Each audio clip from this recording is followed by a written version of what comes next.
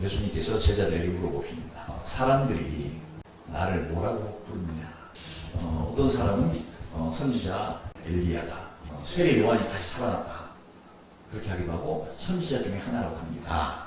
라고 제자들이 대답을 했어요. 그래서 예수님께서 다시 물어봅니다. 그러면 사람들이 그렇게 말했으면 너희들은 나를 누구라고 생각하느냐? 라고 물어보니까 베드로가 주는 그리스도시요 살아계신 하나님의 아들이십니다. 라고 고백을 합니다. 그래서 예수님께서 베드로를 칭찬하십니다. 그래서 예수님께서 그때부터라고 성경에 기록되어 있는데 그때부터 자기가 이제 예루살렘에 올라가서 서기관과 대제사장들과 바리새인들에게 자기가 핍박을 받아서 십자가에 못 박혀 죽을 것이고 죽은 지 사흘 만에 살아날 것이고 하는 이런 이야기를 제자들에게 그때부터 자세하게 말해주기 시작합니다. 근데 그 얘기를 들은 제자들이 깜짝 놀랐어요. 아니 죽으신다고? 베드로가 절대 그럴 수 없습니다.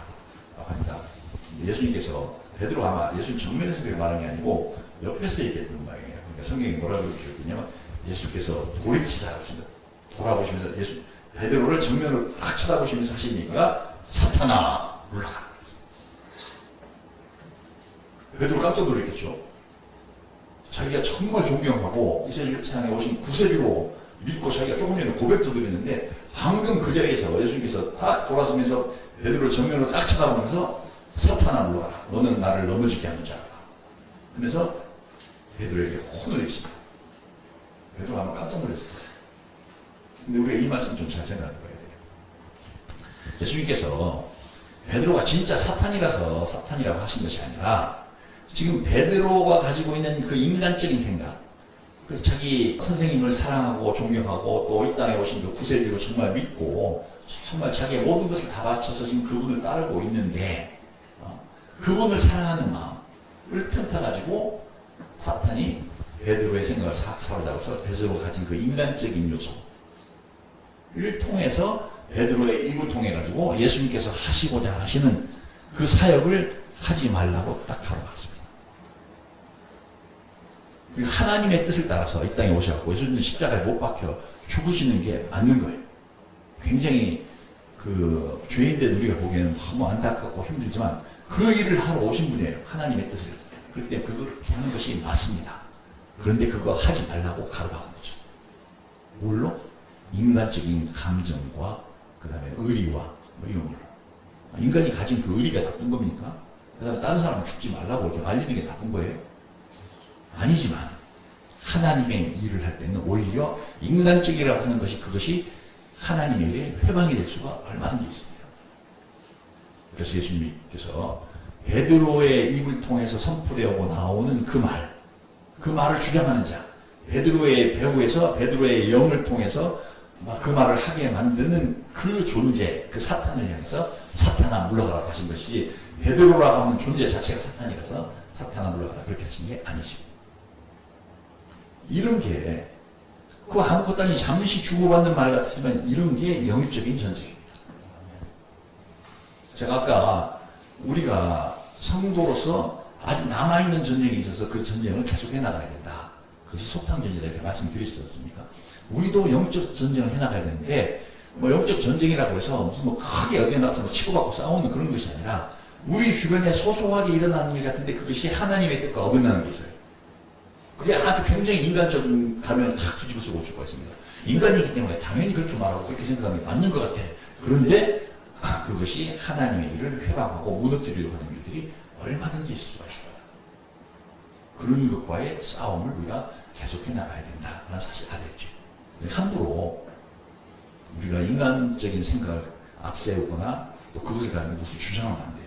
내가 지금 이런 생각을 하고 이런 말을 하는데 이것이 과연 하나님의 뜻에 합당한가 아닌가 보고 그것이 인간적으로는 그럴 수 있지만 하나님의 뜻에는 합당하지 않아. 그러면 그걸 갖다가 하지 말아야 되는 거죠. 안 해야 돼요. 하나님께서는요, 우리가 영적 전쟁에 승리를 하고 최종적인 그 승리를 할 수 있도록 하나님께서 정해 놓으신 그 순서가 있어요. 우리가 영적으로 마귀와 싸워서 이기려고 하면 5가지 순서를 거쳐야 되는데 첫 번째가 뭐냐? 회개해야 됩니다. 회개는 여기서 말하는 회개는요. 원죄를 회개해요. 내 속에 이런 정말 내가 이기적으로 나만을 위해서 살려고 하는 생각이 있습니다. 내가 하나님께서 나를 만드셔서 하나님께 영광 돌리게 만드셨는데 저는 그거는 전혀 관심이 없고 나만을 위해서 살아가고 있는 이런 존재입니다. 제가 잘못된 존재입니다. 라고 이거를 회개해야 돼요. 이게 영적 전쟁에서 있는 거예요. 이거를 회개하면 마귀가 엄청나게 싫어요. 옆에서 보고 있는 사탄이 아주 그냥 막 그때부터 길길이 뛰면서 미워합니다. 우리 눈에는 안 보이지만. 그 다음에 두 번째는요. 두 번째는 하나님을 믿어야 돼요. 신뢰해야 돼요. 우리가 성경에 많이 나오죠? 그리고 교회 가면 늘 그 얘기죠? 믿음 얘기입니다. 믿어야 된다, 믿음. 이게 근데, 우리가 단순히 글자 두 개로 믿음이라고 해서는 우리가 자꾸 그게 뭐지? 믿음이라고 하는 게 뭐지? 이게 의문이 생기고 명확하게 우리 속에 그 개념을 딱 챙겨주지 않습니다. 근데 더 정확하게 얘기하면 이거예요. 신뢰하고 의탁하는 거예요. 그게 믿음입니다. 신뢰한다고 하는 것은 주님께서 말씀하셨으니까 내가 그것을 믿는 거예요. 누구를 신뢰해서? 예수님을 신뢰해서 믿는 겁니다. 우리가 인생길 안 가봤는데 장차 미래를 알 수 없는데 예수님께 나를 축복하시겠다고 하고 나를 귀하게 쓰시겠다고 하고 세상에 빛과 소금을 만드시겠다고 해요. 내가 경험해보지 않았지만 주님 말씀이니까 내가 그걸 믿습니다. 그 신뢰가 있어야 됩니다. 두 번째는 의탁이 있어야 돼요. 의탁이라고 하는 건 나를 맡긴다는 거예요. 나를 예수님께 맡긴 거예요. 내 인생을 하나님께 드려서 그분에게 의탁하는 겁니다. 이게 진짜 일이에요. 마귀가 싫어하는 게 정말 마귀가 싫어하는 거거든요. 아까 회개하는 것도 되게 싫어한다고 했잖아요. 근데 정말 내가 하나님을 진정으로 예수님을 신뢰하고 내 자신의 인생을 의탁하면 마귀는 지가 영향력을 미칠 수 있는 것이 다 사라지거든요. 그 사람을 향해서 계속 조정하면서 막 충동질해서 죄짓게 만들었는데 내가 이제부터는 내 자신이 위해서 살으려고 하는 그 원죄를 내가 회개할 그렇게 안 살을 거야 하면 그때부터 마귀의 영향력이 끊어지는 거예요. 그리고 그 사람을 유혹해서 계속 죄짓게 만들고 실수하게 만들고 넘어지게 만들고 인생 패망하게 만들려고 했는데 예수님께 의탁해버리네. 예수님의 가르쳐 주시는 말씀대로만 살아가네. 그게 예수님의 말씀을 신뢰하고 내가 나를 의탁한 거죠. 그러면 마귀가 영향력을 미칠 수가 없게 됩니다. 그게 마귀가 영적 전쟁에서 지는 거고 우리가 이기는 거예요. 세 번째는 그런 것만 우리가 나중심적으로 내가 의지적으로 그것만 해서 되느냐? 그게 아니고 하나님께서 주시는 성령으로 거듭나야 되는 겁니다. 우리가 부모님이 낳아주셔서 우리 인생을 이렇게 살아가고 있지 않습니까? 육신의 생명을 가지고 살아가고 있잖아요.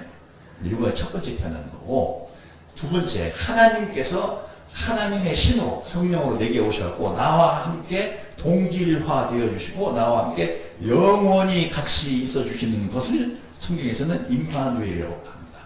그 임마누엘 해주시는 것. 내가 성령으로 거듭났어. 내 속에 내가 태어날 때 가졌던 그 육체의 생명 말고 예수님의 생명이 하나 더 있어. 그렇게 성령으로 거듭나는 것. 이게 마귀가 무지무지하게 싫어합니다. 왜냐하면 그때부터는요 우리가 앞에서 회개하고 예수님을 믿고 하는 그것이 아니라 그 사람 속에 있는 하나님의 생명에 의해서 그 사람이 빛을 품기 시작합니다.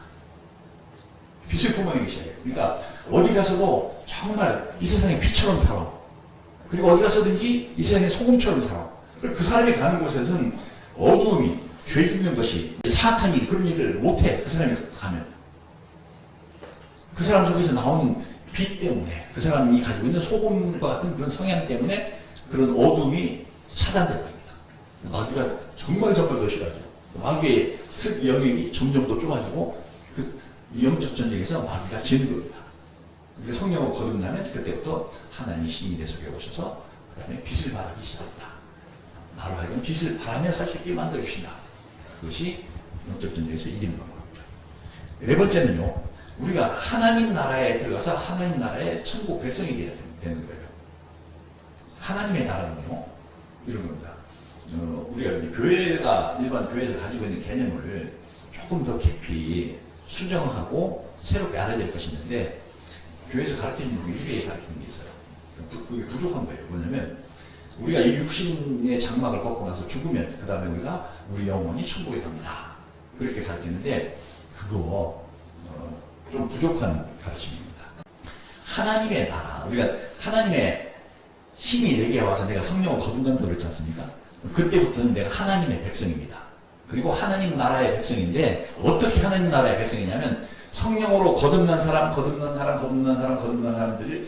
그 거듭난 영혼들을 싹 다 묶어서 그 전체가 예수님의 몸이 되고 하나님의 신, 예수님의 신께서 우리의 머리가 되어주셨고 우리가 교회라고 하는 이 교회가 하나님의 나라입니다.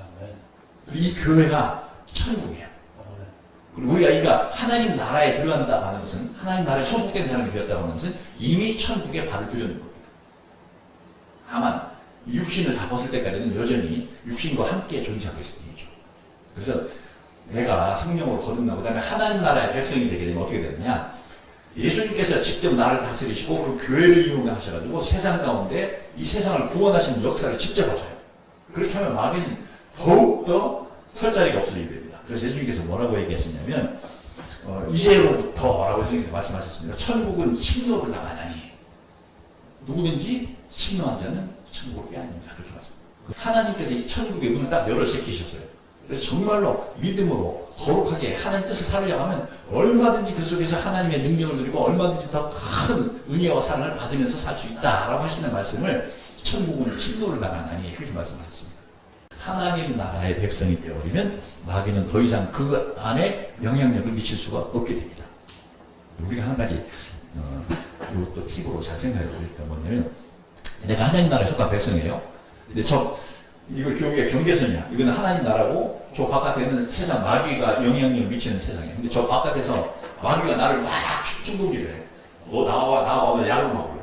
내가 화가 나서 약이 오르든지 아니면 또 어떤 유혹이 이끌렸고 요 경계선을 딱 넘어가면 그때부터 마귀가 나한테 영향력을 미칠 수가 있겠죠. 그런데 내가 요 경계선을 넘어가지 않고 하나님 나라에 안에 있으면 마귀는 이 안으로 절대 어떤 영향력도 못 미칩니다. 다만 저 건너편에서 유혹하고 그 다음에 약올리고 그런 건 하겠지만은 실제적으로 내 삶에 어떤 영향력도 미치지 못하게 됩니다. 마지막으로요. 이제 오늘 앞에 말씀 다 잊어버려도 이 말씀을 기억해야 됩니다. 우리가 천국에 소속된 백성이 되었다고 하면 두 가지를 꼭 지켜야 돼요. 아까 앞에서 얘기한 나에 대한 주권이 나한테 있는 것이 아니라 하나님께 있습니다. 이거를 꼭 지켜야 돼요. 내가 하나님 나라의 백성으로 머무르려고 하면 아무개가 인생을 살아가고 있지만 나는 내가 독립적인 존재로서 내 인생 내가 내 마음대로 할 수 있어. 이렇게 하면 이 사람이 그리스도인으로서 이미 그리스도인이 되었다가도 그 자기를 상실할 수 있습니다. 두 번째는요. 오늘 말씀의 핵심입니다. 하나님께서 주시는 우리 삶에 우리를 축복해 주시는 각각에게 주시는 복이 있어요.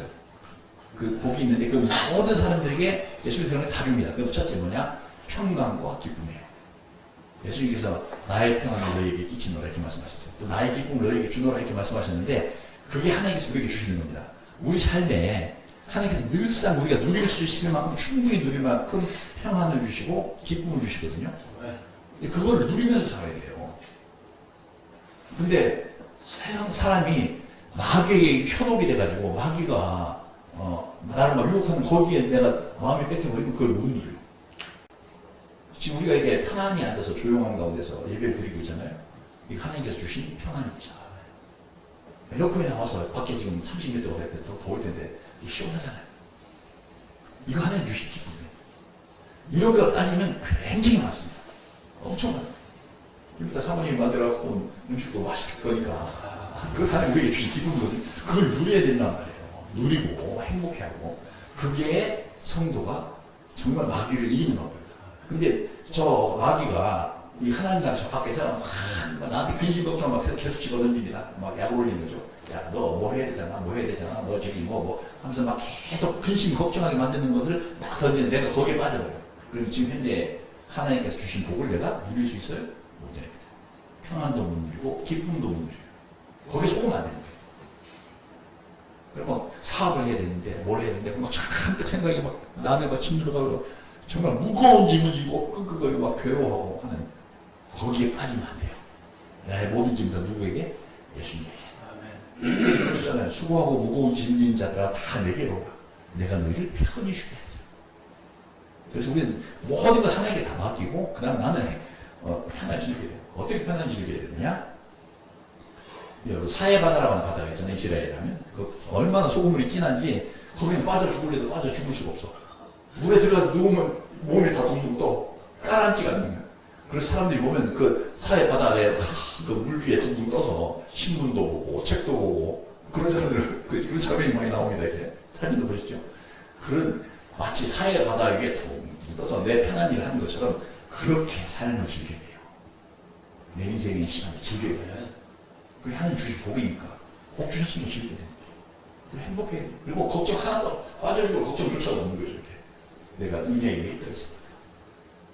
이게 성도가 마귀와 싸워서 이기는 겁니다. 첫째, 회개해야 이긴다고 했습니다. 둘째, 하나님을 신뢰하고 의탁해야 이긴다고 했습니다. 셋째, 성령으로 거듭나야 이긴다고 했습니다. 넷째, 하늘나라의 백성이 되어야 이긴다고 했습니다. 마지막으로 내가 하나님께서 주신 거 잘 누리고 살면 그것이 마귀를 이기는 겁니다. 기도하십시다. 하나님 아버지, 저희를 죄 가운데서 구원하시고 주의 기쁨과 사랑을 저에게 부어주셔서 감사합니다. 우리가 다시는 죄의 발을 들여놓지 아니하고 다시는 마귀에게 속아서 나 자신을 위해서 살지 아니하고 오직 하나님께서 나를 새롭게 하시고 구원하셨사오니 남아있는 인생 하나님의 영광을 위해서 주님 기뻐하시는 것을 위해서 남아있는 인생 바칠 수 있도록 축복하여 주옵소서. 그래서 우리가 늘 모든 영적인 정령에서 승리하게 하여 주옵시고 우리가 하나님 나라의 큰 능력 있는 군사가 되도록 축복해 주옵소서. 예수님 이름으로 기도합니다.